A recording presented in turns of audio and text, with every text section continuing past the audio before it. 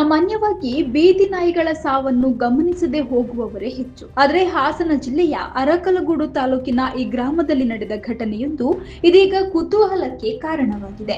ಆರೋಗ್ಯವಾಗಿಯೇ ಇದ್ದ ಶ್ವಾನ ಏಕಾಏಕಿ ಅನುಮಾನಾಸ್ಪದವಾಗಿ ಸಾವನ್ನಪ್ಪಿದೆ. ನಾಯಿ ಹೇಗೆ ಸಾವನ್ನಪ್ಪಿತು? ಸಾವಿಗೂ ಮುನ್ನ ಏನಾದ್ರೂ ಆಗಿತ್ತಾ ಅಥವಾ ಸಹಜವಾಗಿಯೇ ಮೃತಪಟ್ಟಿತಾ? ಈ ಪ್ರಶ್ನೆಗಳಿಗೆ ಉತ್ತರ ಕಂಡುಹಿಡಿಯಲು ಗ್ರಾಮದ ವಕೀಲರೊಬ್ಬರು ಪೊಲೀಸರ ಮೊರೆ ಹೋಗಿದ್ದಾರೆ. ಹೌದು, ಹಾಸನ ಜಿಲ್ಲೆಯ ಅರಕಲಗೂಡು ತಾಲೂಕಿನ ಮುತ್ತುಗದ ಹೊಸೂರು ಗ್ರಾಮದಲ್ಲಿ ಈ ಘಟನೆ ನಡೆದಿದೆ. ಗ್ರಾಮದಲ್ಲಿ ಕಳೆದ ಸುಮಾರು 6 ವರ್ಷಗಳಿಂದ ಇದ್ದ ಬೀದಿ ನಾಯಿಯೊಂದು ಗ್ರಾಮದ ಶಿವಕುಮಾರ್ ಎಂಕೆ ಅವರ ಮನೆಯ ಬಳಿಯೇ ಇರ್ತಾ ಇತ್ತು. ಆದ್ರೆ ಆಗಸ್ಟ್ 10ರಂದು ಸಂಜೆ ಸುಮಾರು 4:30 ವೇಳೆಗೆ ಗ್ರಾಮದ ರಾಮೇಗೌಡ ಎಂಬುವವರ ಮನೆಯ ಮುಂದೆ ಆ ಬೀದಿ ನಾಯಿ ಮೃತಪಟ್ಟ ಸ್ಥಿತಿಯಲ್ಲಿ ಪತ್ತೆಯಾಗಿದೆ. ಆರೋಗ್ಯವಾಗಿಯೇ ಇದ್ದ ನಾಯಿ ಏಕಾಏಕಿ ಸಾವನ್ನಪ್ಪಿದೇಕೆ ಎಂಬ ಪ್ರಶ್ನೆ ಶಿವಕುಮಾರ್ ಅವರಿಗೆ ಕಾಡಿದೆ. ಹೀಗಾಗಿ ನಾಯಿಯ ಸಾವಿನ ಬಗ್ಗೆ ಅನುಮಾನ ವ್ಯಕ್ತಪಡಿಸಿದ ಅವರು ತಕ್ಷಣವೇ 112 ತುರ್ತು ಸಂಖ್ಯೆಗೆ ಕರೆ ಮಾಡಿದ್ದಾರೆ. ಮಾಹಿತಿ ತಿಳಿದು ಸ್ಥಳಕ್ಕೆ ಪೊಲೀಸರು ಬಂದು ಪರಿಶೀಲನೆ ನಡೆಸಿದ್ದಾರೆ. ಇಷ್ಟಕ್ಕೆ ಸುಮ್ಮನಾಗದ ಶಿವಕುಮಾರ್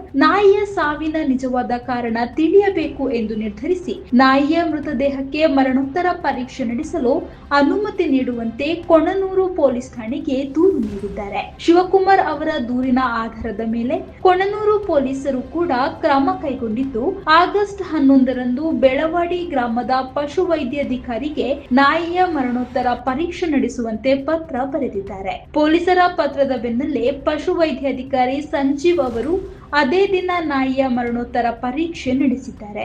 ಮರಣೋತ್ತರ ಪರೀಕ್ಷೆಯ ವೇಳೆ ಸಂಗ್ರಹಿಸಲಾದ ಒಟ್ಟು 9 ಸ್ಯಾಂಪಲ್ಗಳನ್ನು ಮೈಸೂರಿನ ವಿಧಿವಿಜ್ಞಾನ ಪ್ರಯೋಗಾಲಯಕ್ಕೆ ಕಳುಹಿಸಲಾಗಿದೆ. ಈ ಸ್ಯಾಂಪಲ್ಗಳ ವರದಿ ಬಂದ ಬಳಿಕವೇ ನಾಯಿಯ ಸಾವಿನ ನಿಖರ ಕಾರಣ ಏನು ಎಂಬುದು ಸ್ಪಷ್ಟವಾಗಲಿದೆ.